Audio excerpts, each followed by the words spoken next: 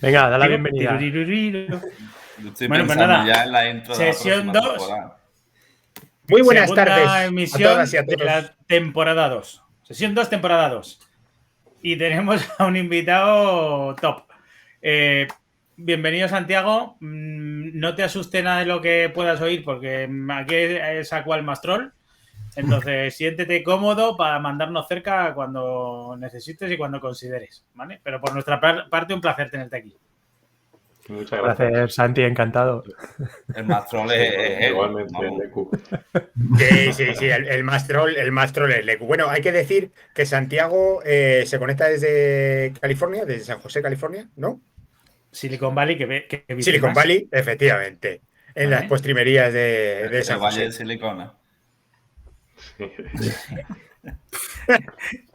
Ahí ¿ves cómo cada uno demuestra su inteligencia? ¿Te das cuenta, Santiago? ¿Vale? Bueno, oye, lo que decíamos, bienvenido. Vale, para quien no lo sepa, Santiago es fundador y CEO de Wazoo. Primera Wazoo pregunta. o Weiza, me dijiste, ¿no? Según Espera, antes Wazoo. de entrar en harina. Vale. ¿Cómo se pronuncia? ¿O antes de entrar qué? No, ¿qué va? En Estados Unidos dicen WhatsApp, porque el UH es como el A del susto. Y bueno, en España decimos siempre Wazoo. Y como además tenemos mucha gente en Granada, pues es Wazoo. Y cuando le pusisteis nombre, ¿cómo teníais vosotros en la cabeza que iba a sonar? Bueno, hicimos varias encuestas y mira, elegimos Wazoo. Pero luego los americanos empezaron a decir WhatsApp. Así que pues era WhatsApp. O sea, otra que tenemos ahí en medio que no sabemos ni cómo lo pronunciamos bien. Yo tengo un amigo que ha estado aquí hace poco enseñándome la plataforma, que la utilizan, y él dice Wazoo. Claro, sí. Es muy común, ¿eh? O sea, que mucha gente dice Wazoo. O sea, que conocemos ya gente de primera mano que lo utiliza. Digo, aquí está, hace un ratito. ¿Y para qué lo has echado? ¿Haberlo dejado? Claro. Claro, sí, mira, mejor conexión, imposible. Oye, yo creo que antes de nada, ¿qué es Wazoo, WhatsApp o como lo queramos decir? Bueno, pues mira, es un proyecto open source que trata de prevenir, detectar y responder a amenazas, ¿no?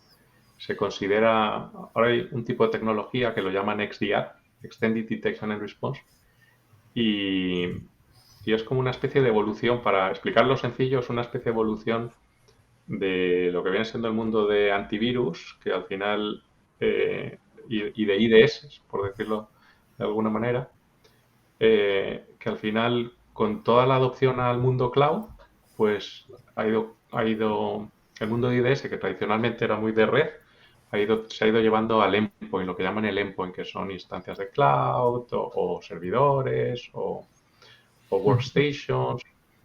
Y los XDRs pues son plataformas que la verdad que son complejas porque tienen muchas capacidades, pero que principalmente se utilizan para detectar y responder a amenazas, también para prevenir. Vamos, he dicho muchas cosas, no os habéis enterado de nada. Sí. Sí, me parece... Es complicado de explicar. No. Yo si quieres ahora doy la versión larga, quería dar una versión cortita. Bien. Sí, además quiero que nos des la larga, pero no, me ha hecho gracia porque según lo estabas comentando, claro, yo lo estaba procesando y decía HDS, digo, claro, tú estás acostumbrado a hablar en Estados Unidos en inglés y nosotros estamos con el HDS. ¿Ves la diferencia? Se nos ha ido Sergio. ¡Hala! Ya está asustado. La ha sentado mal la aplicación larga. Es decir, que hicimos una prueba de concepto esta semana, aquí de Wazoo. Estuvimos instalándolo y instalando agentes y tal para ver qué tal. Y muy chulo. La verdad es que lo instalé en el local de Sergio, el que se ha ido. Tengo ya mucha información sobre su ordenador. Le has tumbado el ordenador. A ver si el ordenador. Bueno, vale, entonces, sigue. No, entonces, has dicho que básicamente son pilares, lo que has dicho son pilares de la ciberseguridad, de seguridad, lo que has mencionado, ¿no? O sea, es una herramienta orientada a la seguridad, pero has dicho workstations y más, eso, seguridad orientada a nivel global de red, de una empresa, de red, quiero decir, de toda la red de elementos, componentes, servidores y demás. También es utilizable en puestos locales de trabajadores y de desarrolladores, por ejemplo. También, sí. Hay gente, principalmente diría que la mayoría de los usuarios lo utilizan en servidores, bien sean máquinas virtuales, instancias de cloud, servidores físicos, pero también es verdad que se utiliza en workstations, en puestos de trabajo, incluso en portátiles. Vale. Cuando hablamos de servidores, ¿hablamos también de contenedores? Contenedores es diferente. Normalmente el agente se despliega en el host, por ejemplo, en un host de Docker o en un host de Kubernetes, y no en el contenedor de la aplicación directamente. A veces se despliega también en un contenedor aparte, que es el de tipo daemon set, que lo llaman, que es un contenedor especial con privilegios para monitorear el resto de contenedores. Entonces, ese tipo de despliegues, la verdad que son más complejos, porque requieren darle privilegios a un contenedor para que sea capaz de ver qué está pasando en otros contenedores. Hola, Sergio. ¿Utilizáis el mismo tipo de agente para todos los casos? Es el mismo tipo, sí. Es un agente ligero que tiene un footprint, una huella muy pequeñita en cuanto a consumo de recursos, consumo de memoria, consumo de disco. Y es modular, de manera que el mismo agente se utiliza para diferentes capacidades. Sí. Oye, a mí me ha chocado una cosa que has dicho según empezabas. Dices, esto es un proyecto open source y estás en Silicon Valley. ¿Cómo nos comemos esto? O sea... Bueno, pues mira, porque yo he trabajado, no os he contado poco, voy a contar un poco sobre mi historia para que... Venga, cuéntanos tu trayectoria. Pero corta, no te vayas muy atrás, porfa. No te vayas muy atrás, que le hundes la vida. Que le hundes la vida. Luego haremos una sección recordando. No, pero sí está guay. ¿Se podía tomar algo? Cuenta... Los que nos están viendo les vamos a desvelar el secreto, que es que Leku y yo somos muy amigos desde la universidad. Entonces creo que lo que no quiere es que cuente ese tipo de... No, vamos a hablar de la historia de Wazoo. Oye, venga, vamos a empezar por el principio. ¿Cómo acabas tú ahí en Silicon Valley? Mira, yo empecé mi carrera, justo estaba en la universidad. Ya empezamos. Estuvo a punto de terminar allí. Y de hecho abandoné la universidad para empezar a trabajar en una empresa de ciberseguridad pequeñita en España, que era lo que se llama un MSSP, que es un proveedor de servicios de seguridad gestionada. Eso fue en el año 2003. En esta empresa tuve la suerte de que yo, por aquel entonces, pues era mi primer trabajo.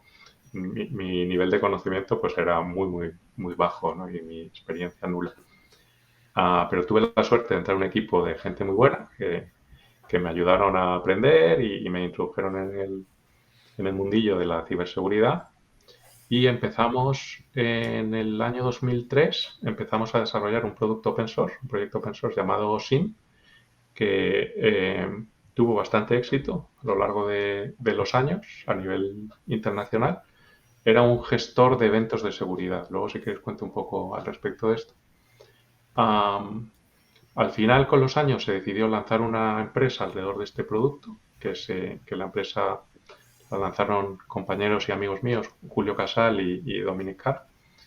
Y con esta empresa se empezó a dar servicios desde España, un equipo muy chiquitito, éramos 5 o 6 personas, a usuarios de la comunidad open source, que algunos de ellos contrataban el servicio de soporte para, digamos, tener tranquilidad de que si algo ocurría con el producto, pues tenían ese soporte. De ahí nace un modelo de negocio que empieza a crecer, que se basa en dar soporte profesional, en hacer instalaciones, implantaciones. Conseguimos levantar una ronda de inversión con un grupo de inversores español que se llama Adara en el año 2009, creo que fue. Y con esa pequeña ronda de inversión decidimos irnos a Silicon Valley, a la aventura, a gastar el dinero. Y dijimos, mira, ya que tenemos la mayoría de clientes, que la verdad estaban en Estados Unidos, nos tiene sentido para nosotros tener presencia allí. Y la verdad que al principio vinimos tres personas solamente, Julio, Dominic y yo.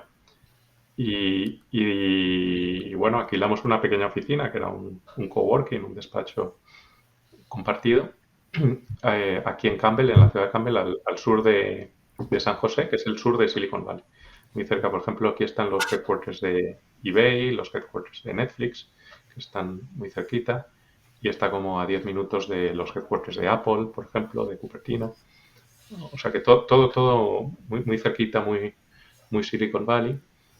Y bueno, una de las experiencias que tuvimos aquí es que levantar capital en Silicon Valley, tanto entonces como ahora, para empresas tecnológicas y dentro del mercado de la ciberseguridad, pues es algo tremendamente fácil. Esto es bastante raro Me decirlo, gustaría pero verlo luego más tranquilamente. El que nos cuentes qué diferencias ves tú entre allí y aquí. bueno, claro, allí sí, eso lo puedo contar después, pero es una mentalidad muy diferente la del inversor en España con la del inversor Silicon Valley agresivo. Incluso dentro de Estados Unidos no es Más lo mismo una conservador venture aquí, ¿no? capital, sí, mucho más conservador. Y dentro de Estados Unidos ya digo que también las venture capitals de Silicon Valley son las más agresivas, ¿no? Las que arriesgan más, por decirlo de alguna manera. No les importa que dentro de su portfolio muchas de las empresas fracasen, sino que con que alguna tenga éxito ya les compensa normalmente el resto de fracasos. Apuestan más que aquí, ¿no? El ratio puede ser fácilmente 1 a 10, ¿sabes? Puede fracasar 9 empresas y con que una tenga éxito compensan y les sale rentable, ¿no? Entonces, arriesgan mucho y para nosotros fue una experiencia muy interesante porque no teníamos ni idea de cómo trabajar con las ventures norteamericanas. Con lo cual, bueno, pues estuvimos hablando con varias y tuvimos la suerte de encontrar un fondo que lo lideraba un amigo nuestro ahora que se llama Alberto Yepes y que invirtieron, pues no me acuerdo, pero una buena cantidad de dinero, 20 millones de dólares o algo así en la empresa en aquel momento. Luego, Alien Vault, pues fue levantando más capital. Todos esos datos los podéis encontrar, son públicos. Alien Vault al final hizo entre varias rondas como 100 y pico millones, 120, 130 o 150, no me acuerdo, millones de dólares de inversión. Eso nos permitió aquí en Estados Unidos contratar gente ya experta en el sector de la ciberseguridad y en startups, con lo cual los fundadores y digamos los que empezamos el proyecto, de alguna manera hicimos hueco dentro de la empresa para que los americanos nos ayudaran a llevarla al siguiente nivel. En Alien Vault yo llegué aquí en el año 2010 a Silicon Valley y estuve hasta el año 2015, que fue cuando decidí salir. Ya la empresa era muy diferente, yo tenía un proyecto personal con OSEC, el proyecto se llama OSEC, OSSF, que es... Algo tiene que ver con Wazu, algo ¿no? tiene que ver con Wazu, y de ahí viene un poco toda la... Yo a esta gente les conocí, el equipo que lideraba el proyecto de OSEC trabajaba en Trend Micro, que es un fabricante de antivirus, una empresa japonesa, y en aquel entonces, bueno, era como un proyecto que ellos llevaban de forma casi lateral, en su tiempo libre. No era su trabajo, sino que OSEC era algo lateral. Yo en ese momento, cuando empecé a colaborar con ellos, una de las cosas que hice fue los instaladores para que la comunidad de usuarios open source, cuando se descargara el producto, pues pudiera instalárselo fácilmente, ¿no? Instaladores RPM, instaladores de Debian, de Windows. Y entonces, pues me llevé varias sorpresas, porque me di cuenta que empecé a contar lo típico, a resolver dominios, a resolver IPs y decir, a ver cuánta gente usa esto, porque no teníamos ni idea de la dimensión del proyecto, ¿no? Y ya llegó un momento que vimos que había 20.000 empresas bastante grandes utilizando el proyecto y que además pedían servicios porque llegaban correos de, oye, quiero soporte, ¿alguien da soporte? No, nadie da soporte, porque Trend Micro tiene otros productos comerciales que son con los que trabaja. bueno, pues no hizo falta pensar mucho para decir, bueno, aquí hay una oportunidad, ¿no? Yo voy a tratar de lanzar una empresa de servicios que dé soporte a esa comunidad open source. Y eso fue cuando me lancé a la aventura, en el año 2015. Decidí dejar mi puesto de trabajo, que por cierto, pues estaba bien, no tenía ningún problema con la empresa ni nada, les agradezco mucho además la oportunidad que me dieron. Pero decidí pues lanzar mi propia empresa y fue cuando, bueno, pues empecé Wazoo fue en el año 2015. Pues estamos 6 años después, pues digamos, no hemos tenido inversión, ha sido un modelo muy diferente al Alienpub. Sigue siendo sencillo, relativo, nos siguen persiguiendo las venture capitals para el tema de la inversión, pero es un modelo de negocio el de la empresa que no requiere realmente mucho capital. Entonces se basa en un marketing que hacen los propios usuarios, entonces no hay casi inversión de marketing y la mayoría de los leads, digamos, las oportunidades que nos llegan a través de un modelo que consiste en pooling, es decir, formularios de la página web, que llega una empresa y dice, mira, resulta que uso vuestro producto, lo tengo instalado en no sé cuántas máquinas y estoy interesado en vuestros servicios. ¿Y qué servicios son exactamente y cómo los rentabilizáis? Porque si el producto es open Bueno, source... eso ha ido cambiando a lo largo de los años. Voy a contar un poco la historia del principio porque creo que tiene gracia y quizá interese el tema de cómo empezó. Porque yo decía, ¿cómo voy a ganar dinero con esto? ¿No? Si es open source, la gente se lo va a instalar, se lo va a bajar. Seguramente alguna empresa pequeñita, ¿no? que quiera, ¿quién va a utilizar este producto? ¿No? Porque además, se me ha olvidado contarlo, pero lo que empecé a hacer con bueno, las primeras personas que pude contratar, que fueron mi hermano, que además al principio ni le pagaba, o sea que el tío estaba Muy bien, muy bien. por amor al arte. Claro. Y luego un chico en Granada, precisamente, que por eso tenemos ahora un equipo allí, Pedro Sánchez, que si lo ve, pues desde aquí le saludo. Y no soy presidente, es otro Pedro Sánchez.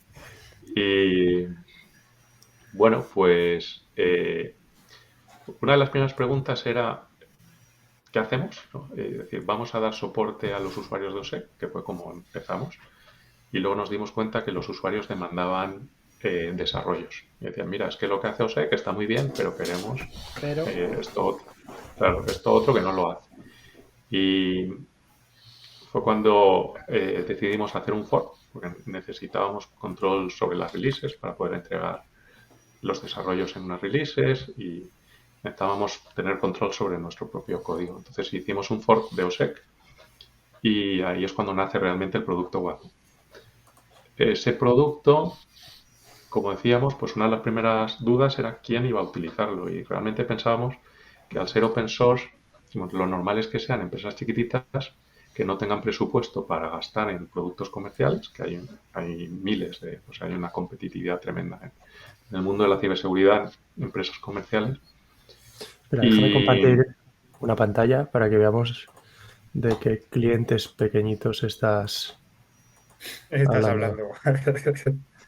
De Groupon, de Salesforce, ¿no? Startups. Sí, prácticamente. Menos mal que es tu amigo. Creo que hay un par que pasan de los 10 empleados, el resto... Sí, mira, nosotros, nuestra sorpresa ha sido que pensábamos que el típico usuario o el típico cliente nuestro iba a ser una empresa chiquitita que no tenía dinero para pagar productos enterprise y se decantaban por el open source.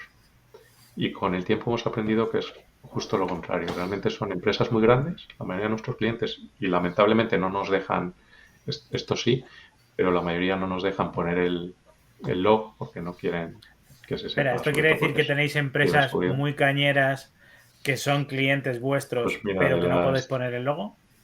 De las 50 más grandes del mundo tenemos bastantes. O sea que son incluso de las 3 más grandes del mundo tenemos. Ya no puedo acotar ya más. Kibo, De las 3 más grandes tenemos 3, ¿no? De las 3 más grandes tenemos varias. Entonces, sí, de hecho, una de las empresas más grandes del mundo fue uno de nuestros primeros clientes. Oye, la- perdona que te corte. Una cosa que se lleva mucho en Estados Unidos, que es el tema de la valoración de empresas. ¿Es público? ¿Se puede decir en cuánto estáis valorados? Bueno, te puedo dar pistas. No es público, pero sí te puedo contar un poco algunas historias. Si quieres de eso, te cuento luego. Vale. Así. Pero bueno, a lo que iba es que el tema de tecnologías open source para empresas como Netflix, Facebook, Google, Apple, algunas de estas que son tan grandes en el sector tecnológico, Amazon, tiene varios atractivos, porque estas empresas quieren ser capaces de auditar el código de los productos que despliegan. Entonces, cuando estás desplegando una tecnología en cientos de miles de servidores de tu empresa o en millones de servidores de tu empresa, que es, siendo un Google, imaginaros, o una empresa similar, pues normalmente no quieres desplegar cajas negras. Es decir, este tipo de empresas no quieren no tener vendor locking, que se llama. El vendor locking es dependencia de un vendor para poder modificar el producto o para poder escalar o para poder implementar una feature o para poder incluso auditarlo, ¿no? O incluso si la empresa desaparece, quieren saber que ellos van a ser capaces de mantener ese producto y demás. Entonces, muchas de estas grandes empresas acaban haciendo esfuerzos muy grandes en desarrollar sus propias tecnologías y la mayor parte de su pila de herramientas de ciberseguridad son hechas in-house. Es decir, son desarrollos que hacen estas grandes empresas a medida de su infraestructura y de sus casos de uso y que luego integran pues con otra serie de herramientas que algunas de ellas son open. Oh, se nos ha caído Santi. ¿Qué dices? Ahí va. Sí. Has echado, no mientas. Uy, se cortó, ¿no? Uy. Uy, no se ha notado. Sí, sí. Qué susto. O sea, teníamos el corazón ahora sí. Tiqui, tiqui, tiqui. Digo, a ver qué hacemos. Bien. Menos mal. No pasa nada, venga. Que estaba interesante. Bueno, lo que quiero decir es que por un tema de flexibilidad adoptan tecnologías open source en vez de comerciales y por un tema de seguridad también, que pueden auditarlo, y por un tema incluso estratégico de no depender del vendor, sobre todo cuando son despliegues muy grandes, pues les da terror. También hay un componente económico, obviamente, que es el coste que tiene depender de un vendor, que además es hasta cierto punto es incierto, porque puede cambiar en la renovación del año que viene, te lo cambian. Hay una de las que has mencionado. No, digo, hay una de las que has mencionado, que ni quiero ni te voy a preguntar si es cliente vuestro, no, me da igual, que es Netflix, que además no solo usa muchas herramientas open source, sino lo digo por la gente, si quiere curiosearlo, que tiene un blog tequi de herramientas que utiliza. Y de arquitectura. Y de arquitectura, Sí, está súper chulo. De hecho, de ahí saqué yo cuando estuve investigando toda la parte del Chaos Monkey y demás.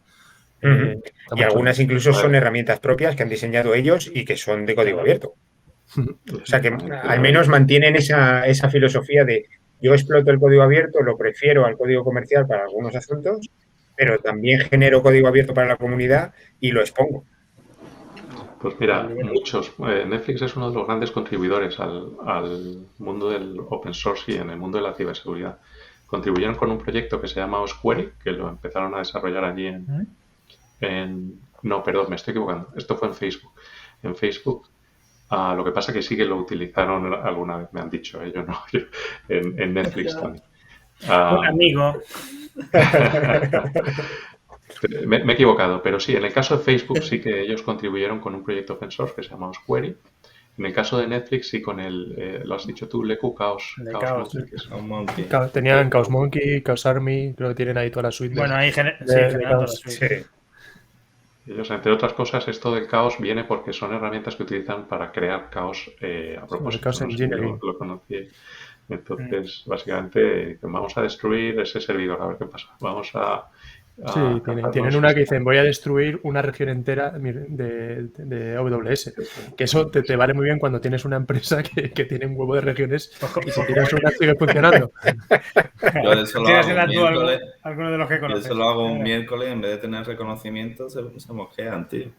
No, Cuando te borro pasas, una te pasas el fin de currando para arreglarlo. No, pero es verdad que se está Allí- poniendo de moda la filosofía de probar en producción, ¿no? Ya hace años que estaba prohibido y ahora es una buena práctica, siempre y cuando no revientes el negocio. Claro, al final son filosofías de dirección. Aquí manda el que manda y si tienes la suerte de tener a alguien en la dirección que cree en esa filosofía, pues... Es la mejor manera de probar, de testear la resiliencia de la plataforma, ¿no? Sí, pero bueno, en cualquier caso es un Lo que pasa es caos que más eso- o menos controlado y acotado. Claro, no, y No, que creo que tiene tiene una alineado con herramienta otra serie de filosofías, que es Mm. todo está replicado, todo es redundante, tiene varios caminos para llegar a los mismos recursos, etcétera, etcétera. Tengo un amigo español allí en Netflix que está desarrollando un proyecto open source. Se llama Marc Vilanova, él es catalán, y está desarrollando un proyecto open source que es un SOAR. Un SOAR es un Security Orchestration and Automation and Response. Significa SOAR. No recuerdo el nombre del producto, que me perdone Marc si de esto, pero están haciendo ellos un equipo que hay allí, entre otros Marc, desarrollando este producto y es open source y es público. O sea, entonces llegáis a la conclusión de que las empresas grandes, y además lo hemos demostrado porque los tenéis de clientes, sí confían en los proyectos open source. Y ahora, ¿cómo lo rentabilizáis? ¿Cuál es vuestro modelo de Y ahora negocio? viene el lado negativo. Vamos a contar también la otra historia, que es que las pequeñas no lo hacen tanto. Las pequeñas los proyectos open source tienen un coste que no es económico, pero es operacional. El tener que instalar, mantener y configurar este tipo de herramientas normalmente requiere un nivel de experiencia, un nivel de conocimiento que no está al alcance de los equipos de empresas pequeñas. Entonces nosotros nos hemos dado cuenta con los años que lo que pensábamos que iba a ser de una manera, que era tener muchos usuarios con empresas pequeñas, luego nos hemos dado cuenta que la mayoría de nuestros usuarios son gran empresa. En nuestro roadmap, La lógica casi diría lo contrario, ¿no? Que al final, al ser herramientas gratuitas, deberían apostar más las empresas pequeñas que tienen menos margen. Es lo que parece que diría. Por el tema económico. De hecho, era lo que yo pensaba. Entonces, esta es la gracia de las startups, que al final acabas donde te lleva el mercado. ¿Sabes? Vas pivotando hacia donde te va dirigiendo el mercado. Nosotros, pues eso, al final nos ha ido bien, porque nos ha ido bien con las grandes empresas, pero siempre tenemos el reto de bajar a empresa mediana y a empresa pequeña. Y la única manera de bajar es haciendo que el producto sea amigable, que sea muy fácil de usar, que no requiera mucha experiencia, y eso en nuestra plataforma es algo complejo, porque es una plataforma muy horizontal, que hace muchas cosas, que trata de detectar amenazas complejas, y entonces simplemente interpretar los datos que te da el producto requiere experiencia. Entonces tenemos ese reto, que es incrementar nuestra comunidad de usuarios haciendo que el producto sea más fácil. Perdón, había alguna pregunta, ¿no? ¿O habéis hecho alguna pregunta?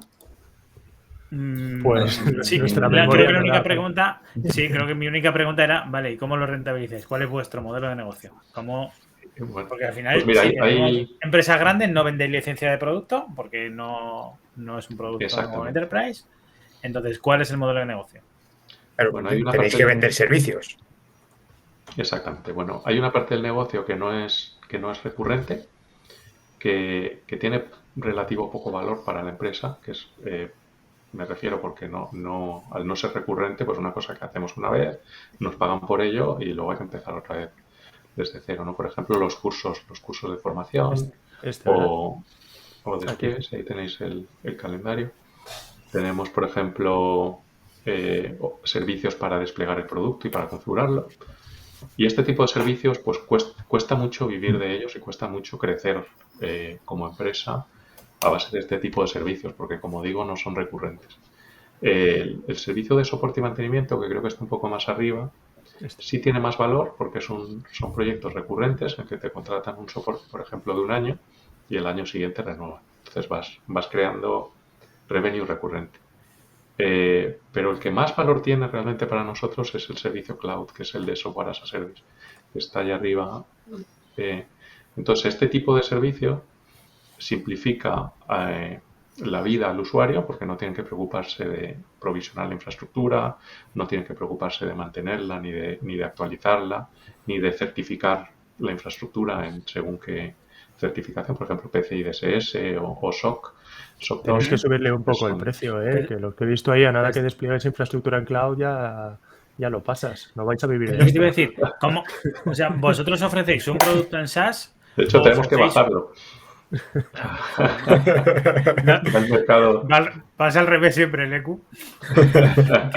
Oye, ¿Cómo una se nota que pregunta. hago yo las estimaciones de cloud? ¿Ofrecéis el producto en SaaS o lo que ofrecéis es un cloud donde además de vuestro producto el cliente sube su código, su lógica de No, negocio? sea, no es una ofrecemos plataforma el producto. Solo tenéis vuestro producto. En SaaS. Es el mismo Vale. producto, es exactamente el mismo, pero lo que pasa es que en este caso lo ofrecemos como servicio. Es decir, los componentes.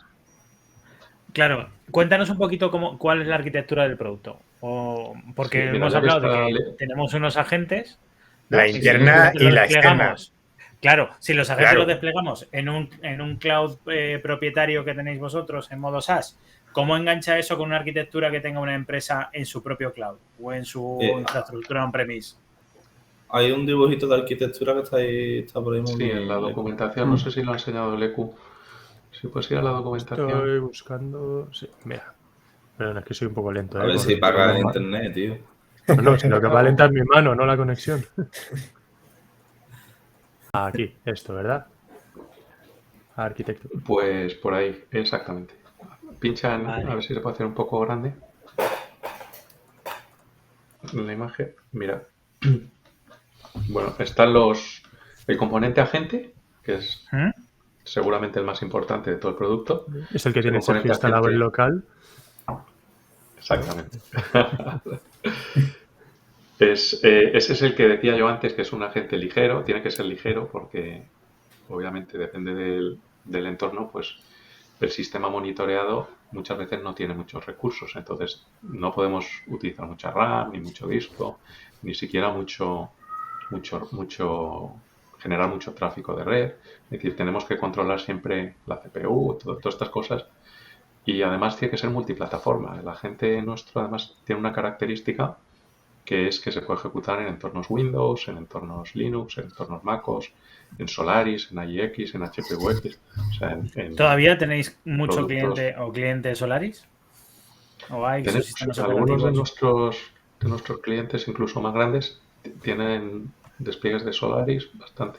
Además que en Solaris y en AIX, gracias a Dios, voy a decirlo de esa manera, tenemos poca competencia porque todas estas startups nuevas del mundo de la ciberseguridad no dan soporte a este tipo de tecnología. Bueno, De ni sistema las operativo startups. Claro, y se dedican a tecnologías nuevas. Sí, yo la última vez que trabajé con una X fue hace 6-7 años fácil y con un Sun, o sea, con un Solaris ni te cuento. Y es poco, eso te iba a decir. Exactamente. Pues mira, hoy nos ha contactado una empresa que tiene 25.000 servidores AIX y que estaban interesados en nuestro producto porque quieren instalarlo en AIX. O sea, que a nosotros nos da un nicho de mercado muy particular, que es el de este tipo de plataformas, que otros vendors de ciberseguridad, incluso algunos muy grandes, no soportan y no van a soportar nunca. Entonces, bueno, volviendo al tema de la arquitectura, pues el agente tiene esas características, que es ligero, que es multiplataforma y que es multipropósito. Multipropósito significa que, bueno, que hace obviamente diferentes cosas. Por ejemplo, se encarga de detectar vulnerabilidades o se encarga de detectar malware o se encarga de monitorear cambios en el sistema de ficheros. ¿Y cómo, he de decirte, perdona José Ángel, he de decirte que... No te perdono, pero vale. Pues, si vamos así bueno. de agresivo. Claro. Sí, que no Leku te y yo perdono. montamos hace un par de días un Wazoo. Él se montó el servidor. Yo monté el máster, ¿no? Y montamos un par Sí, de un agentes agente en su propia máquina y yo monté No, en yo monté mi un máquina agente. montado con un sistema operativo y en una máquina virtualizada con otro sistema operativo dentro de la máquina y Yo lo dentro un monté sobre una contenedor virtual machine de con Azure otro y tú sistema. sobre tu portátil. Sí, Sí. y montamos un grupo de agentes que notificaba la información a... Yo iba a decir antes, cuando al decías máster. tú lo de simplificar todo esto, porque efectivamente pues no son tecnologías relativamente sencillas y tal, y que había que acercarlo lo más posible al usuario, que fíjate, si lo habéis hecho bien, que hasta estos dos han conseguido instalarlo. Pero he dicho, Sí, ya, porque no será incluso muy así. correrlo. Déjame reconocer que intentamos putear un poco a la plataforma y al final no sé qué cambiamos que la hemos liado. La hemos liado, Sí, pero la hemos liado, la hemos fue liado. culpa nuestra, ¿eh? Empezamos a cambiar ficheros de propiedades a ver qué pasaba y Claro, Sí, ala, claro. romperlo. lo petamos. No, Sí, pero es lo que pasa cuando toca así, guay, ¿eh? ¿sabes? Sí. Cuando empecé el proyecto tenía como objetivo, siempre lo pensé, el día que se lo puede instalar Leku, habremos triunfado. Habremos triunfado. Habéis triunfado, ¿eh? Si Funcionó. ese día ha llegado, Sí, pues mira, Lo puedes marcar ya en el check. doy fe. Es decir, que hasta lo personalizamos para que en el menú, en la pantalla de Wazoo, cambiara el logo por el de Trantor. Ah, sí. qué Sí. bueno. O sea, todo tuneo. Que no lo hemos dicho, pero evidentemente lo que aparece en la cajita naranja o clarita de la arquitectura es lo que va en vuestro sistema, en vuestro cloud. Exactamente. ¿Vale? Exactamente. Lo que dais como SaaS. Exacto. Cuando ofrecemos el servicio SaaS, pues todos esos componentes que están en la caja amarilla, esa amarilla-naranja, que son el clúster de Wazoo, son nuestro componente que llamamos el manager. El manager tiene un motor de análisis que digamos, analiza la información que le envían los agentes. Tiene una API también para configurar los agentes de forma remota o para configurar las reglas de detección y otra serie de historias.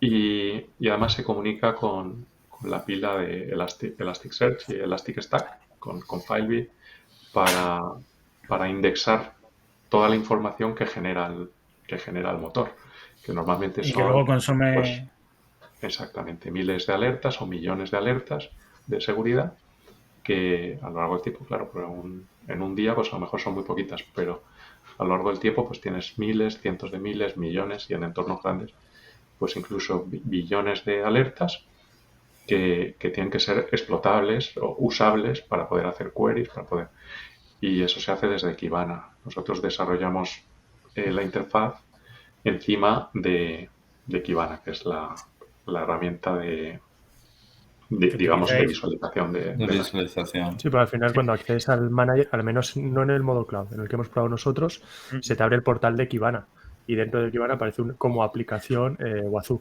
¿verdad? Sí, porque además yo recuerdo haber leído en la web que estabais integrados con la suite de LK y evidentemente pues aquí queda bastante clarito. Vale. Cuando hicimos las pruebas le dimos bastante cera a las máquinas esperando que tuviera picos de actividad y que los agentes dijeran ¿qué estás haciendo? Pero no lo conseguimos. Bueno, Cosa que hemos conseguido con otras plataformas. Sí, con alguna que otra. Con alguna que otra hemos dicho, espérate que tumbamos la plataforma. Y con esto no ha pasado. Aquí, para que el propio agente de Elastic es FileBit, que es el que utilizáis, entiendo que habéis cogido vosotros y habéis desarrollado vuestra propia extensión, ¿no? Y además creo que lo tenéis por ahí en un repo público y todo, ¿no? Sí, bueno, en este caso FileBit solo lo utilizamos dentro de los componentes centrales. Es decir, FileBit no va en los sistemas monitoreados que tienen los servidores, sino que va en el lado Para el propio nuestro cluster de Wazoo. Exacto, nuestra infraestructura central. Y lo único que hace ahí FileBit realmente está leyendo un ficherito, que es en el que se escriben las alertas de seguridad, y enviándoselas a Elasticsearch. O sea, FileBit hace ahí de conector, de forwarder, pero no es una herramienta que el usuario ni de nuestro servicio cloud, ni tampoco cuando lo despliegan on-premises, se tiene que preocupar mucho de ella, porque realmente en el lado del sistema monitoreado solo va el agente de Wazoo. Oye, hablabas antes de... Sí, Alejandro. No, también tiene integración dale. con Logstar, ¿no? Que a lo mejor queda un poco... Sí, efectivamente. A veces Logstar se utiliza para transformar los datos o para enriquecerlos. Y es otro componente que en algunos despliegues, no siempre, pero en algunos despliegues se introduce entre Filebit y Elasticsearch y tiene su propósito. Por ejemplo, puede añadir datos de geolocalización, o incluso tenemos usuarios que esa geolocalización la han customizado o personalizado para que les diga qué data center o qué región o qué infraestructura es la que, de dónde viene esa alerta, ¿no? Hablabas antes de vulnerabilidades. ¿Qué fuentes de CVS utilizáis? O, bueno, entiendo que serán públicas sí, también, ¿no? Exactamente. Nosotros, obviamente, utilizamos fuentes, las de Microsoft, de Red Hat, de Ubuntu, de diferentes vendors, no me acuerdo ahora mismo de todas, de Debian, me parece. Y entonces compilamos usamos la NVD también, por cierto, que NVD es un proyecto que asimismo es multivendor, es decir, agregan todos los CVEs de diferentes aplicaciones, Entonces, la NVD realmente es la fuente más completa de CVEs, pero al mismo tiempo muchas veces no es del todo fiable y tenemos que correlacionar esos datos con los que vienen de Microsoft o de Red Hat para ver si, por ejemplo, si un parche está incluido en un determinado paquete o no. O sea, tiene su complejidad el saber qué paquetes RPMs o qué instaladores de Windows están afectados por según qué vulnerabilidad. Y muchas veces con una sola fuente no es fácil saberlo y entonces hay que hacer una correlación ahí que yo... ¿Cómo hacéis ese match? Pues mira, no te lo sé, ahí ya me pillas. Sí, hay un equipo ahí que son los que saben.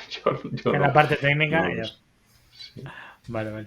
Pues es que te iba a decir alguna otra cosa, pero es más técnico y da igual, tampoco es por integrar, o sea, por intentar entender más en profundidad el funcionamiento exacto del producto, ¿vale? Pero que tampoco nos va a aportar mucho más allá de lo que ya conocemos. Sí, hay mucha documentación. Es decir, es bajar muy al barro. Claro, y tampoco tiene mucho sentido. Pero sí que me llamó la atención. Una pregunta. Espera un segundito. Dale. Según leí en algún sitio en la documentación, veía algo así, hablaba en cuanto a integridad de ficheros, ¿no? Que además me apunto la frase. Y ponía Use in combination with threat intelligence. Entonces, ¿qué quiere decir esto exactamente? Es muy interesante. Mira, ese es uno de los casos de uso más comunes en nuestros usuarios. Vienen a nosotros muchas empresas o usuarios que están buscando una herramienta que sea capaz de detectar cambios en el sistema de ficheros, cambios en los permisos de un fichero, cambios en el ownership de un fichero, cambios en el contenido de un fichero, y ser capaces de hacer esa detección en tiempo real, ser capaces incluso de reportar qué es lo que ha cambiado dentro del fichero, si se trata de contenido, pues saber exactamente qué línea es la que ha cambiado. Y todo eso pues es un mundo muy complejo, sobre todo cuando se lleva a multiplataforma, hay que hacer integraciones con los kernels, el hacerlo en tiempo real tiene su complejidad. Entonces nosotros, el componente agente es capaz de detectar esos cambios y reportarlos al componente manager, que es el sistema central. Y este sistema central utiliza atributos que vienen en el evento, digamos, por ejemplo, el hash del fichero, para verificar si, por ejemplo, cambia un binario, dice voy a comprobar si este hash es conocido como malicioso por ejemplo, VirusTotal, que es uno de los proyectos españoles, por cierto, de ciberseguridad de más éxito, yo creo, de España. Lo compró Google y están en Málaga. Y bueno, por ejemplo, volviendo al tema, en el evento que reporta la gente aparece tanto el hash, digamos el M5 o el SHA-256, el antiguo. ¿La firma que hacéis? Sí, la firma del fichero y luego esa huella, digamos, ese hash, se compara con bases de datos de hashes conocidos, que son binarios o artefactos maliciosos, ¿no? Malware en general. Entonces, si se sabe, pues mira, aquí hay un binario que se ha reemplazado por otro y este nuevo coincide con un hash reconocido como malware, pues no solo sabes que ha habido un cambio en el fichero, sino que además le puedes dar un contexto al evento para informarle al analista de seguridad que su sistema pues, ha sido comprometido. Entonces hay todo. Hablando de malware y siguiendo el hilo del ransomware, desde los últimos ataques que ha habido de ransomware que han sido muy sonados, muy conocidos, y eso a los que se les ha dado la publi suficiente, porque seguro que ha habido muchos más, ¿tú crees que ha incrementado la concienciación de las empresas por la seguridad o seguimos un poco yo creo como que sí. antes? Yo creo que sí, que en los últimos años ha habido tanto ransomware como data leaks que preocupa mucho también a las empresas. Ahora vamos a hablar de ayer, alguno de esos. El último ayer, hoy. Sí. Incluso a nivel de regulación, son cada vez más estrictas las regulaciones de cómo se deben tratar los datos, de cómo se deben proteger y ya casi por obligación hay una concienciación mucho mayor que la que había hace unos años, que era el salvaje oeste. O sea, no había nada. Entonces la gente decía, ¿yo para qué me voy a gastar dinero en seguridad si me da igual? ¿No? Y ahora se han visto casos, estoy recordando el de Equifax, que es una gran empresa de Credit Score, del Buró de Credit Score. Y creo que el día que les hackearon, bajó en bolsa miles de millones la valoración de la empresa. O sea que no es ninguna broma, incluso a escala, el impacto que puede tener en el negocio un breach, ¿no? o un leak. Oye, estamos hablando, a lo mejor aterrizando bastante el tema a nivel tecnológico, pero ahora que comentabas el tema de los data leaks, por ejemplo, ¿cómo ayuda el producto a prevenir la fuga de datos o la detección de fuga de datos? ¿Cómo ayuda a prevenir la fuga de datos y la detección?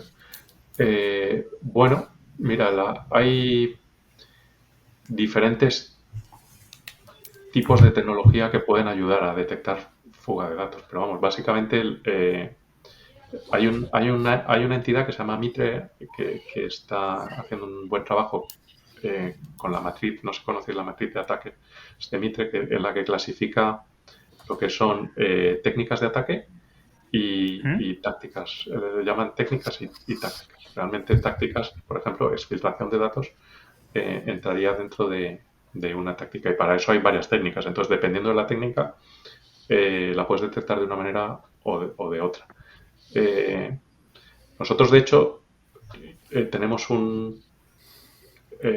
dentro del producto tenemos una matriz de que coincide con la de Mitre, nos hemos inspirado en ella para informar a los usuarios, pues mira, este tipo de alerta corresponde a exfiltración de datos o este tipo de alerta corresponde a movimiento lateral o corresponde a escalado de privilegios.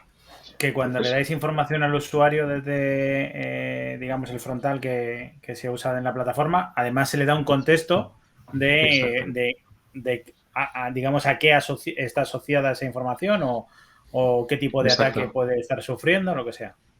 Exactamente. Y ya te digo que es complicado y algunos de nuestros usuarios nos hacen, de nuestros incluso potenciales clientes, nos piden y dicen que quiero saber exactamente de todas las técnicas conocidas o digamos por Mitre, dicen aquí en Estados Unidos, quiero saber cómo sois capaces de detectar o ayudar a detectar cada una de las técnicas. Y muchas de ellas, por cierto, no las detectamos. Es decir, yo no creo que haya ningún vendedor de seguridad que sea capaz de detectar todas las técnicas de ataque. Entonces, nosotros en algunas decimos, mira, esta sí la detectamos. Esta parcialmente.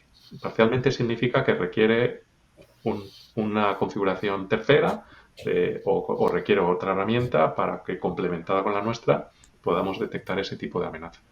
Y otras, pues no las detectamos, ¿no? Entonces, o sea, que no es una herramienta tal cual que haga lo que tiene que hacer, sino que además te da mucha información más y te pone en contexto la información que da. Vamos a vender la herramienta un poco también. Sí, claro. Es muy Ay, buena, que viene el es muy hombre. bonita.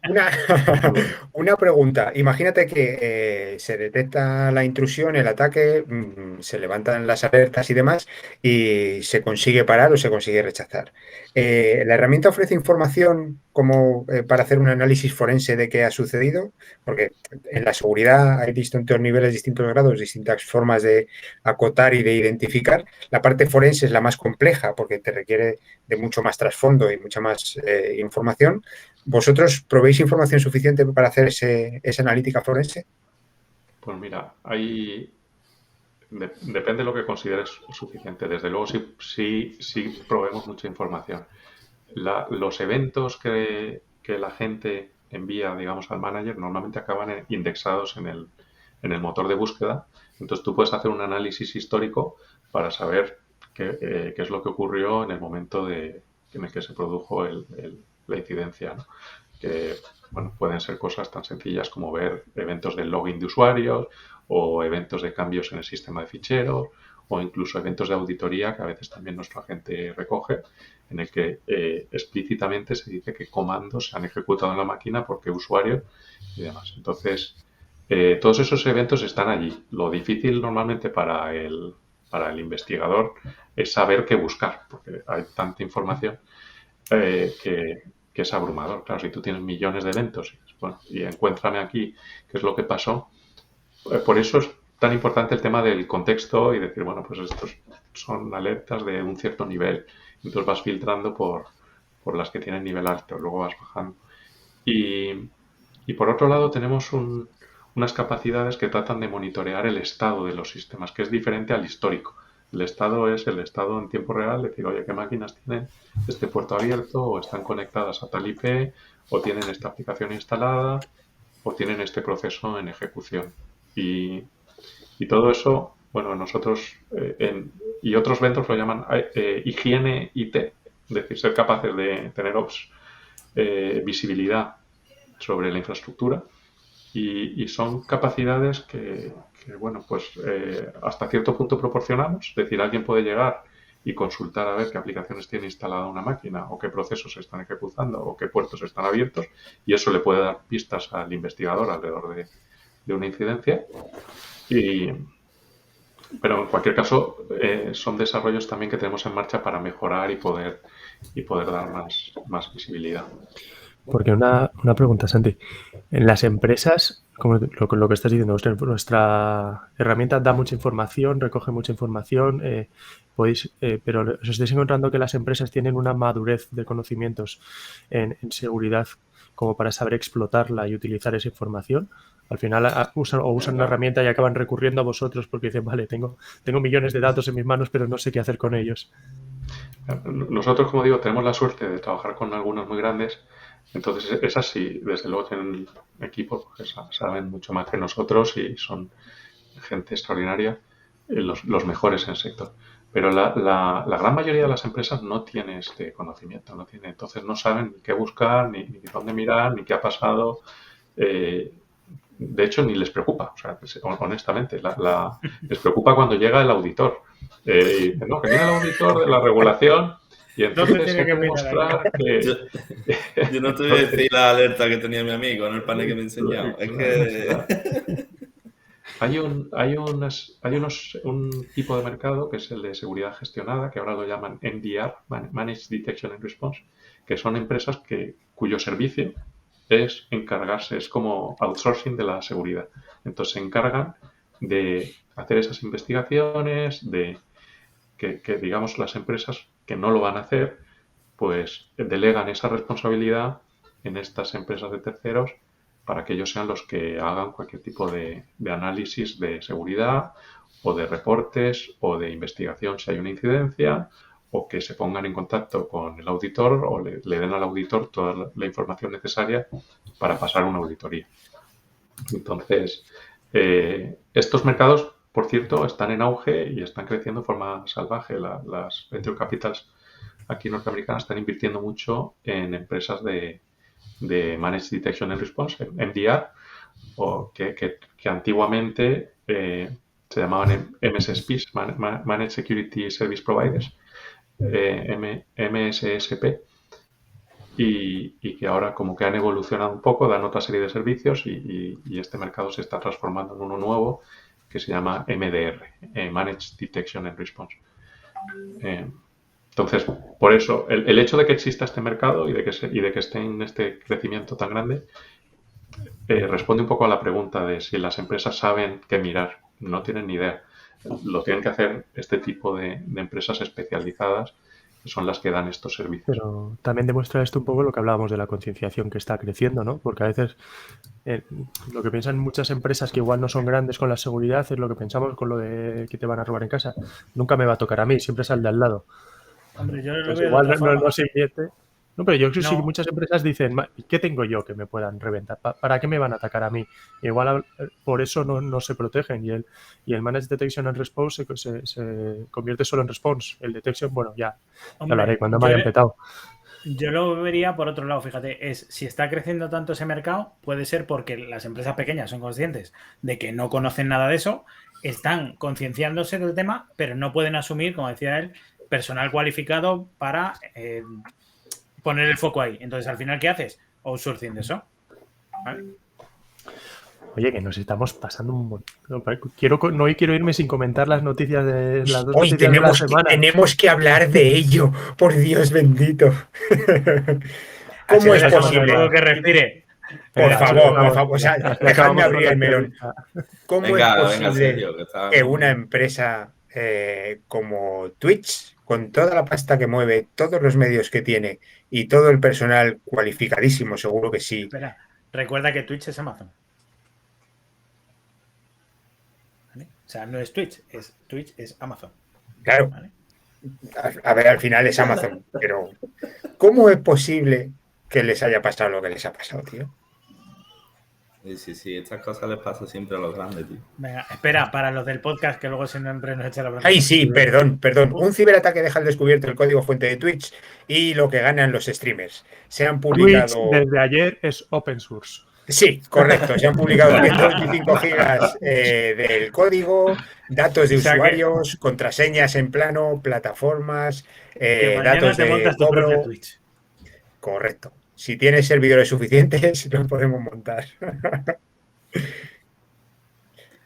A ver, yo entiendo que un objetivo muy grande es mucho más goloso que un objetivo pequeño. Entonces, son las empresas grandes las que tienen que hacer frente a los ataques brutales orquestados de grandes capacitadores del hacking mundial. Pero, Oye, una pregunta. Todavía no se ha dicho qué ha pasado, ¿no? O sea, ¿nadie ha dado explicaciones ni nada de nada? ¿O se sabe algo más aparte de la fuga de los 125 gigas y tal? Ni idea. Yo no he visto nada. Santiago, cuéntanos algo, por Dios. Leí un poquito la noticia ayer, me llegó antes por grupos de WhatsApp que realmente que por otro lado. Y bueno, pues no sé mucho de ello. Dicen que fue un error, ¿no? Humano, parece ser. Que expusieron... tenía mal configurado un servidor. Repositorio en público. Exactamente. Bueno, hay dentro del mundo de la ciberseguridad hay un tipo de tecnología que lo llaman Configuration Assessment, que precisamente lo que hace es verificar que los servidores están configurados de la forma que tienen que estar. En este caso parece que alguien se equivocó con la configuración y se expuso. Ahí la pregunta que podríamos hacernos es ¿por qué no detectaron que esa configuración era errónea, ¿no? Está claro. Pues ya sabemos que esta gente no son clientes tuyos. A lo mejor a partir de mañana lo son. Oye, hay que decir que hoy Twitch nos ha pedido cambiar la password de sí, Tranta. Ha reseteado todas, ¿no? Nos ha pedido cambiar la password, pero ha reseteado todas las keys de emisión, ¿vale? Nosotros no emitimos desde el software de Twitch, sino que emitimos desde otra herramienta externa y todas van con una key, ¿vale? Y han reseteado por defecto todas, ¿vale? Entonces, pues ha habido que volver a reconfigurarla, que no es nada, pero bueno, sí demuestra un poquito el interés, ¿no? Sí, y el alcance y el impacto. Claro. Pero hablabas de error de configuración. Esté mal, pero ¿y si vamos al de Facebook, Instagram y WhatsApp? ¿Qué? Porque llevamos una semanita Llevamos una semanita y yo quiero saber qué se nos cae mañana. Y hoy TikTok ha estado sin Correcto. servicio en la web durante unas horas. Apagaron Correcto, y el TikTok, By9 en rato. igual. Sí. Vale. El Cow Monkey, Ah, ¿no? El Le- Cow Leku, Monkey se le fue de las manos. No, que vamos a ver, que el Leku se lo ha currado, que hasta ha hecho un vídeo explicando el tema de Facebook. Sí, señor. Sí, está en TikTok. Comparto un poco el artículo de Cloudflare que lo explica muy bien. Por decirlo que, a ver, resumo muy rápido, sin ponerme tequi que luego también me riñen. Lo que pasó, Facebook la lió con el protocolo BGP, con la configuración BGP. BGP, digamos que cuando tú quieres ir a sitios de internet hay dos cosas. El DNS te dice dónde está el sitio al que quieres ir y el BGP configura las rutas, te dice el camino para llegar. Pues parece que se la liaron con el BGP cuando la gente trataba de atacar a los DNS para saber dónde estaba Facebook, dónde estaba WhatsApp o dónde estaba Instagram. De repente no había carreteras para llegar. Así que en la práctica es como si los datacenters de Facebook, WhatsApp e Instagram hubiesen desaparecido del mapa. Lo que pasa es que la gente trataba de abrir Facebook, abrir WhatsApp o Instagram y no se resolvía. No podían abrir las herramientas. Así que ayer durante un montón de horas se fueron al garete los datacenters. Es el meme ese típico del señor, ¿no? Mayor que coge el icono de mi PC y lo lleva a la papelera y desaparece y se borra el ordenador, ¿no? Pues Facebook Sí, hizo lo mismo, pero de verdad. Sin meme, de verdad. Sí, recomiendo el artículo este de Cloudflare, ¿eh? Lo explican muy bien porque además hablan también de su servidor de DNS, del 1111. Pues normalmente todo el mundo usa el de Google, el 8888 este, y cuentan muy bien qué le pasó, cómo lo detectaron y cómo fue todo lo que pasó, que al final todo el mundo acabó en Twitter, acabaron los community managers de Twitter y de McDonald's riéndose en la cara de Facebook, de WhatsApp y de Instagram. Oye, todo el mundo poniendo y quitando el modo avión del móvil para ver qué le pasaba. Lo que comentabas tú antes de Equifax, lo mismo salió ayer publicado de Facebook. O sea, no sé si eran 6.000 millones lo que se suponía que había perdido. En la jornada de ayer.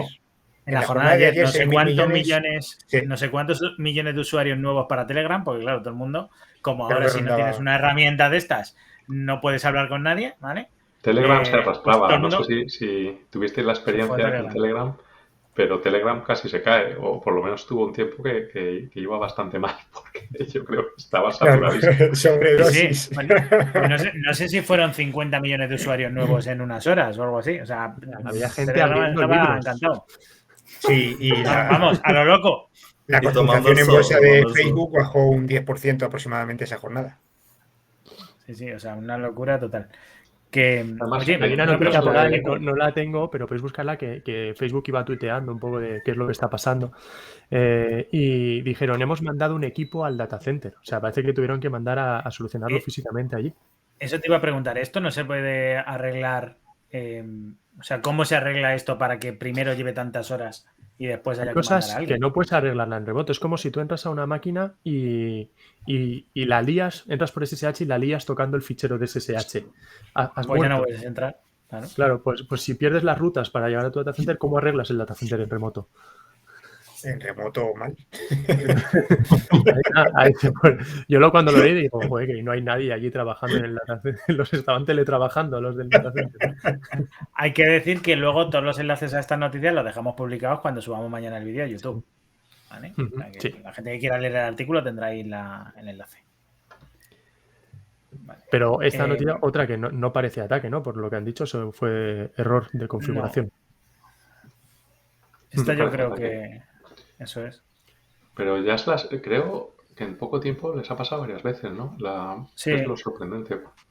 Porque yo creo que este año, por lo menos otra vez, también no ocurrió, ¿no? Creo recordar. Se cayó. Algo, no sé si no sé cuál fue la causa. Algo parecido, pero... Oye, Santiago, tengo una pregunta sobre el modelo de financiación que tenéis y que habéis hecho tan diferenciado con respecto al aceptar fondos o a recoger fondos de una venture. ¿Cómo os planteasteis ese modelo tan diferenciado y tan diferente?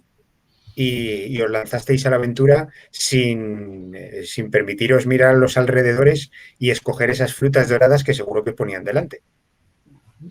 Claro, ahí siempre viene el dinero de las ventures, viene a veces con sorpresa, ¿no? Con regalito. Entonces, siempre, esto es como cuando firmas una hipoteca, pues no te regalan Sí, nada. te me dan los Siempre- griegos que traen regalos.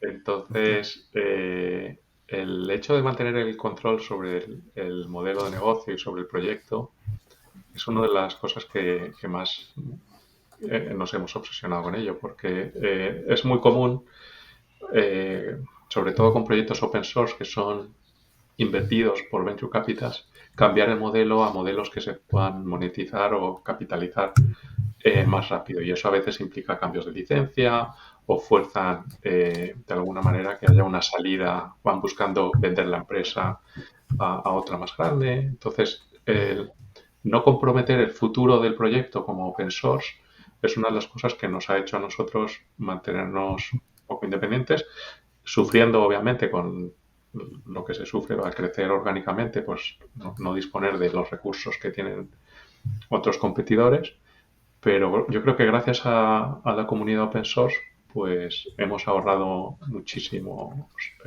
dinero que tendríamos que haber invertido en marketing y la comunidad pues ha hecho el marketing por nosotros, los usuarios han hecho el marketing por nosotros, o podríamos incluso decir que el producto ha hecho el propio marketing. Al ser open source, el código es el propio marketing. Yo, aprovechando, y antes de que me echen, por no dejar colgada la pregunta de antes, como efectivamente no habéis admitido, digamos, a ningún fondo ni a ninguna venture y tenéis vosotros el 100% del capital de la empresa, por no dejar colgada la pregunta de antes, ¿en cuánto estáis valorados? Esto es muy americano. ¿Cuánto vale la empresa? Bueno. O márgenes o lo que nos pueda decir, da igual. Mira, Si se puede, si no se puede, no. Si nos aproximas en cientos de millones, también nos vale. Tampoco te vamos a poner un compromiso. Estamos hablando de 100 para arriba, de cientos. No de decenas, sino de centenas. O sea, de centenas de millones. Perfecto. ¿Ves? Qué bien. Oye, ¿cómo? Espera, otra. Para trabajar con vosotros. Me interesa. Hombre, eso se le iba a preguntar. Esa del después. eco, esa del eco. Eso se le iba a preguntar después. No, la que te iba a preguntar es: ¿y cómo se siente uno sabiendo que ha levantado una empresa que está valorada en cientos de millones de dólares? ¿Se duerme bien? Mira, siempre cuando llegas o sea, cuando estás en un sitio y tienes como objetivo llegar a otro, cuando ya te vas acercando a ese otro, cambia el objetivo, ¿sabes? Y dices, y ahora tenemos que llegar. Entonces nosotros, uno de nuestras ilusiones y nuestros retos es seguir creciendo para conseguir hacer la empresa pública, es decir, salir a bolsa. Y eso, pues... Pasar de los cientos a los miles. Efectivamente, pasar a los miles. Y entonces no te paras a disfrutarlo, no te paras a pensar qué es lo que se ha hecho. Estamos en medio del viaje, el camino, y no somos conscientes, nuestra vida desde luego y la de los socios de la empresa no ha cambiado para nada, seguimos trabajando a todas horas y mucho y no... Sabes que lo importante es disfrutar el viaje, ¿verdad? Bueno, esto nosotros suena muy... lo disfrutamos así, es en la pelea del trabajo. Y entonces, pues no nos hemos parado a pensar, la verdad, pero a mí una de las cosas que sí que me enorgullece es ver cómo ha crecido el equipo, ¿no? La gente, somos ahora 140 personas. Déjanos, queríamos acabar ya porque efectivamente uno de los grandes valores de las empresas es el capital humano y queréis crecer en valor, pero también en gente, ¿no? Que teníamos preparado así por la gente que nos está viendo, por si... Exactamente. Bueno, además de Sergio Villamor, está interesado. Nosotros, bueno, tenemos un equipo aquí eso. ¿Estáis buscando posiciones? En Granada, sí. Estamos desesperados, además, por encontrar gente. Pues, Cloud Dev Engineer, ¿eh? Engineer. Vaya. Engineer. Bueno, ya estoy descartado, ¿vale? Eso. Lecu, echa currículo, a ver, que te haré yo la entrevista, a ver qué... No vale que juegue con trampas. Nunca acabaría. Porque dirá Lecu, ¿te acuerdas aquella borrachera? Sí, está muy difícil lo de las contrataciones, es una cosa terrible porque hay mucha oferta, yo creo que hay mucho trabajo. Nosotros estamos en contacto con la Universidad de Granada, que mucha gente le incorporamos directamente recién salida de la universidad. Allí tenemos en Granada 60 personas. Y luego pues estamos muy bien en Argentina también. Tenemos un equipo en Argentina de también unos 60 personas.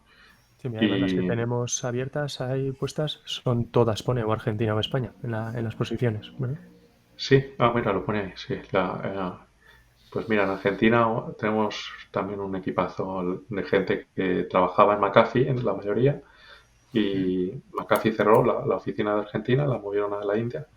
Entonces nosotros fuimos como lobos hambrientos a tratar de contratar allí a la gente que pudimos. Y imagino que la gente que tenéis repartida por ahí tendrá contacto directo con la gente de Silicon Valley, o son más independientes. Sí, no, trabajamos mucho. Nosotros utilizamos Slack internamente, entonces trabajamos, da igual dónde estés. Bueno, tenemos gente en Brasil, tenemos gente ¿dónde? En Perú, en diferentes países, en Latinoamérica y España principalmente, y aquí en California y en no sé, en Indiana me parece que está una persona del equipo, pero para nosotros el día a día es como si estuviéramos casi en Slack todo el día. Bueno, decirte que ahora que estamos teletrabajando todos los de aquí, da lo mismo estar en Indiana y en Argentina que en Madrid y en Jerez. Yo estoy en los Alpes. Completamente. Que yo no estoy en Jerez, mongolo. No lo decía por ti. ¿Nos vas a hacer decir dónde estás? ¿En serio? Bueno, Está vamos a feo, decir está feo. ¿qué hora es allí ahora, Santi? Aquí las 11:40. Ponte a trabajar un De la poco, ¿no? mañana. Ya. Oye, ya no eches el currículum. Tenés no te amigos importa. para esto, ¿eh? Tenés amigos para esto. Ya no estás contratado, ¿eh? Oye, yo tampoco te queremos liar mucho, pero para mí ha sido un gustazo charlar contigo un rato, Santiago. Nos había hablado, la verdad es que Leku nos había hablado muy bien de ti y yo creo que se había quedado corto. Sí, sí. Pensábamos que te hacía la rosca, pero se ha Sí. quedado corto. Correcto. Bueno, muchas gracias. Sí. Ha sido Muchísimas gracias un auténtico placer.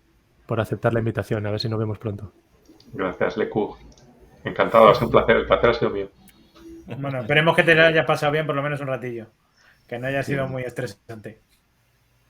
Bueno. Se le han abierto la herida de guerra con Leku, pero bueno, está bien. Ya hablaré con Bueno, Leku. esto es un avance ya. para lo que vendrá. Hablaremos. Y que gracias a los del chat también y a los que hayan estado viéndolo. Y a la gente de LinkedIn, que hoy han sido primerizos. ¿Vale? Sí. Esperemos que haya salido bien la emisión en LinkedIn. Bueno, Y a todos los escuchantes futuros de aquí en adelante. Claro. nos vemos la semana que viene con el director de Ayúdame 3D, una ONG chulísima que hace prótesis con impresoras 3D para gente, sobre todo de países africanos. Santi, estás invitado a verlo si quieres. Así que nada. Muchas gracias a Están todos. dejando un par Gracias, de Santi. comentarios ahora. Gracias. Chao.